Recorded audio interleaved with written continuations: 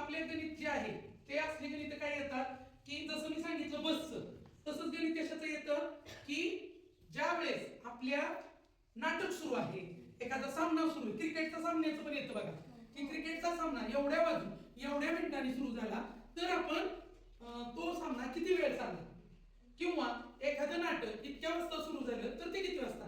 आता इथं बघा मध्यान्होत्तर, मध्यान्होत्तर म्हणजे किती किती वाजता, 12च्या नंतर. मध्यान्होत्तर 12 वाजून 5 मिनिटांनी सुरू झालेले नाटक 3 तास 10 मिनिटं चालले तर ते किती वाजता संपले. मग 12 नंतर नाटक सुरू झाले. मध्यान्होत्तर हा शब्द आणि मध्यान्हपूर्व हा शब्द तुम्हाला समजला पाहिजे. मध्यान्हपूर्व म्हणजे 12च्या अगोदर आणि मध्यान्होत्तर म्हणजे 12च्या नंतर.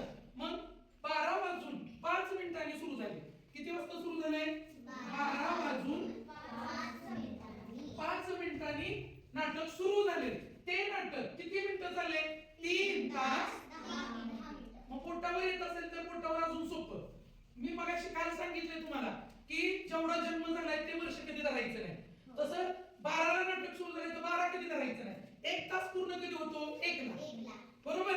जर 1 ला नाटक सुरू झालं तर 1 तास कितीला होतो, 2 ला. मग 2 च्या पुढे तसं 12 वाजून 5 मिनिटं म्हणजे 1 तास कधी होणार आहे, मग पोटावर बघा 1 वाजून 2 वाजून 3 वाजून किती तास झाले, 3 तास कधी झाले, 3 वाजून 5 मिनिटांनी किती झाले, 3 तास.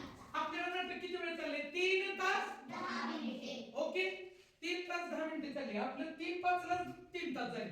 अजून 10 मिनिटं ह्या मिनिटात वाढवा. शिल्लक किती राहिले, 10 मिनिटं राहिली की नाही, 10 मिनिटं वरचे शिल्लक राहिले ते ह्या मिनिटाच्या घरात मिळवा. किती झालं, 3 वाजून 15 मिनिटे. हे आपलं उत्तर येणार. मग जर पर्याय 3 वाजून 15 मिनिटं नसेल तर आपण काय लिहायचंय, 3:15. ओके, कळालं का.